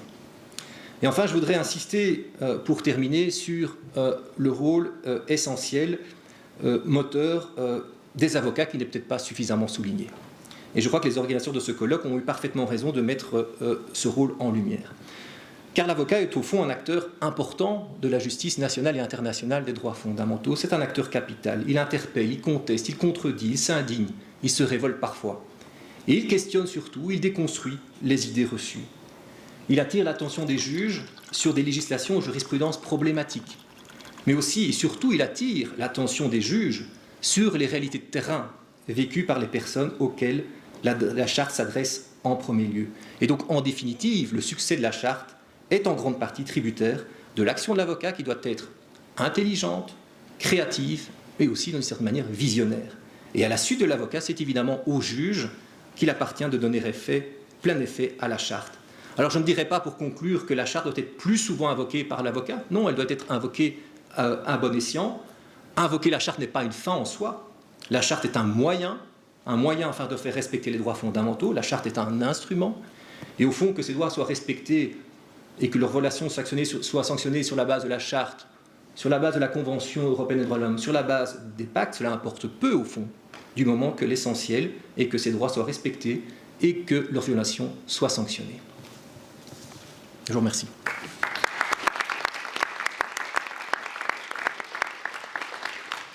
Merci Frédéric. Merci à tous les intervenants pour leurs interventions très intéressantes et qui auront résonné dans tous les sens du terme, n'est-ce pas? Donc maintenant, on va passer aux discussions. Je sais qu'il y a des questions sur le live stream, mais je vais peut-être d'abord me tourner vers la salle. Est-ce que quelqu'un a une question, un commentaire? In English too? On va alors se tourner vers le live stream. We have a question from the live stream for Judge Lemons, which is referring to Opinion 213 of the European Court of Justice. And the question is, do you think that the principle of mutual trust between member states violates the European Convention on Human Rights? The principle as such violates the European Convention on Human Rights. The Bosphorus principle acknowledges that there is something between member states of an international organization that has to be respected. The problem is, to what extent is this, does this principle of mutual trust prevail over human rights considerations? I think that since Opinion 213, things have evolved a lot, also in Luxembourg. And I understand that now the principle of mutual trust is not considered anymore to be a very absolute principle, that there is room for exceptions, also, or in particular, exceptions based on human rights considerations. So in my opinion, this should not be a big obstacle anymore. There should not be an incompatibility per se between that principle and the European Convention. Which was primarily targeted at Professor Kotto, but it's very important that everybody understands the question well, so I will repeat it. The question is indeed about Article 47 of the Charter and the principle of effective judicial protection. Can Article 47 of the Charter and the principle of effective judicial protection impose standards higher than national ones to domestic judges? I think my first reaction would be, well, EU law is ingrained in the national legal order. So the distinction between EU law and domestic law simply does no longer exist. So that basically means that to the extent that we are within the scope of union law, the level of effective judicial protection is the level of judicial protection at a minimum that the Charter requires. And yes, I think that means that in some instances where in the past, if I would purely look at Belgian constitutional law, Belgian administrative law, we might have certain blind spots. I think that, for instance, that case that I referred to in respect of the mutual recognition of probation decisions, that would be something that we might otherwise think, well, this is executive power, it's criminal law, the public prosecutor is something of a magistrate as well, so therefore that is sufficient protection. Well, I think that we went slightly beyond that in our opinion, precisely because we thought that Article 47 would be more demanding. But given the fact that Article 47, like all EU law, is simply ingrained into our domestic legal order, that distinction really doesn't mean much anymore. Is there any other question in the audience or on the live stream? Yes? Ok, voilà, je voulais vous poser une question, enfin c'était une réaction plus générale, mais je pense que c'est notamment Tim Courtauld et Frédéric qui seront sans doute peut-être les plus interpellés. C'était pour revenir sur cette question de la plus-value de la charte et la centralité de l'harmonisation, de la question de l'intervention déjà d'une mesure d'harmonisation pour trigger l'applicabilité de la charte ou pas. Si je comprends bien, aujourd'hui, ce que nous disait ce matin le président Lennart, ce qu'on a pu entendre aussi cet après-midi, c'est qu'il y a deux situations. La première, c'est si l'harmonisation n'est pas complète. Si l'harmonisation n'est pas complète, c'est la jurisprudence Franson, c'est la jurisprudence TSN, on est hors champ d'application. Et donc la charte ne s'applique pas. C'est les standards constitutionnels nationaux qui peuvent s'appliquer. Et alors, on nous dit, oui, mais alors ça, c'est l'article 53, ce qui permet d'aller plus loin dans les standards constitutionnels, même si en réalité, ça rend l'article 53 absolument inutile, puisque dans la mesure où on est en dehors du champ d'application de la charte, de toute façon, on n'a même plus besoin de l'article 53, on peut faire ce qu'on veut. L'autre situation, c'est si l'harmonisation est complète. Et là, on nous dit, alors c'est uniquement la charte qui s'applique, c'est le droit à l'oubli du tribunal constitutionnel allemand, c'est Meloni. Mais alors en réalité, est-ce que la charte sert encore vraiment à quelque chose, puisque par hypothèse, il y a eu une harmonisation, et donc la norme de contrôle ne sera plus tellement la charte, ce sera la directive, le règlement éventuellement, mais généralement la directive, au regard de laquelle on va contrôler la mesure nationale. La charte opérant simplement comme boussole interprétation conforme de la directive, éventuellement au regard de la charte. Mais dès lors qu'une question n'a pas été réglée par la directive, elle ne pourrait pas, si on est vraiment orthodoxe et on applique ça rigoureusement, elle ne pourrait pas être rentrée dans le champ d'application du droit de l'Union par la simple charte. Donc, je me fais un peu l'avocat du diable, notamment parce que j'ai été interpellé par le plaidoyer très positif de Frédéric sur l'utilisation de la charte par les avocats dans les contentieux nationaux. Je me dis, voilà, si vraiment c'est vers là qu'on va maintenant, avec cette clarification de la jurisprudence, qu'en sera-t-il véritablement de l'application et de la plus-value de la charte? Voilà. I think you overstate the impact of Meloni, and I think you overstate also what Professor Judge Lennart this morning meant to say. I mean, you're right, there are two situations. On the one hand, there is a situation where there is incomplete harmonization, and it's true in paragraph 29 of Agabert Franson that indeed the starting point becomes national constitutional law. But I don't think that President Lennart said that the case then falls automatically outside the scope of the Charter. The Charter comes back through the back door. Yes, we start off with national measures, for instance, in respect of sanctions, are to be reviewed, first of all, from a national constitutional perspective, but that national constitutional perspective is subject to two conditions. And so through the back door, we're back at the Charter, because one is precisely that the minimum level of protection is still the level of the Charter. So yes, member states can go further under Article 53 of the Charter. They cannot go below the level of protection of the Charter. So the Charter is very much in play. Secondly, in the background there is, and that is still underdeveloped in the case of the Court of Justice, whether that would be a problem or not, but there is the requirement that even if national constitutional standards are being applied that would be somewhat further going than the EU standard, whether they nevertheless may put in jeopardy the harmonization. And so there is an element that brings us then to the situation of full harmonization. There you're right that the yardstick for review of national legislation, if there's for instance a directive that fully governs a particular subject matter, that the yardstick would first be that directive. That is true. And yes, for people like me working in the legislative section of the Belgian Council of State, that pretty much puts an end to the discussion, because we cannot challenge the validity of the directive. But for all other courts, that is not the end of the matter. There is validity control. I think there's a reason why Professor Lennart this morning invoked Schrems 1 so many times, precisely to indicate that the Court of Justice is very much willing to review union legislation. So yes, even if there is a common human rights standard, lay down in a regulation, lay down in a directive, lay down in a particular decision, that is not the end of the matter. If national courts, if lawyers take issue with the balance that is then struck in that directive, they can challenge that. I mean, after all, that is basically also what happened in Meloni.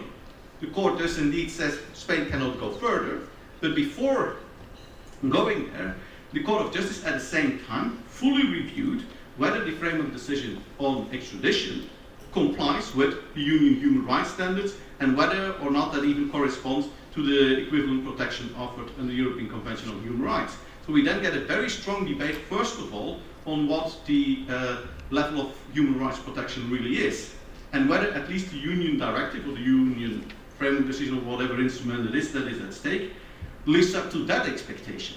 It is true there is then no room for further going measures simply because if we were to do so, then the level of unity, the level of harmonization that we aspire with full harmonization can simply not be reached.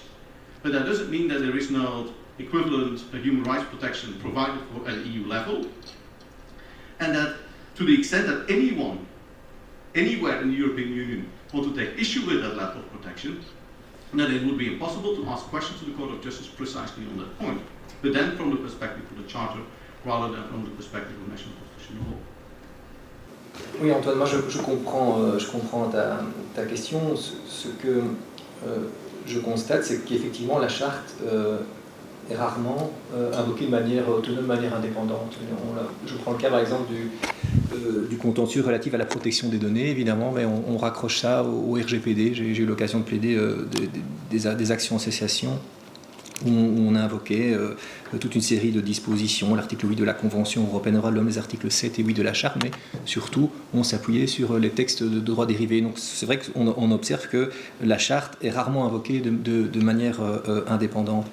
Et je dois te dire que là, si je jette un regard sur la pratique, je crois que l'avocat commun ne discerne pas les distinctions que tu viens d'énoncer, et je crois qu'il va invoquer la charte indépendamment, c'est ce que je voulais expliquer, indépendamment de l'applicabilité, parce que ça soutient, à des fins stratégiques, il va soutenir la thèse qu'il appuie, et va essayer de sensibiliser le juge à sa thèse, et en ce sens-là, c'est une arme supplémentaire.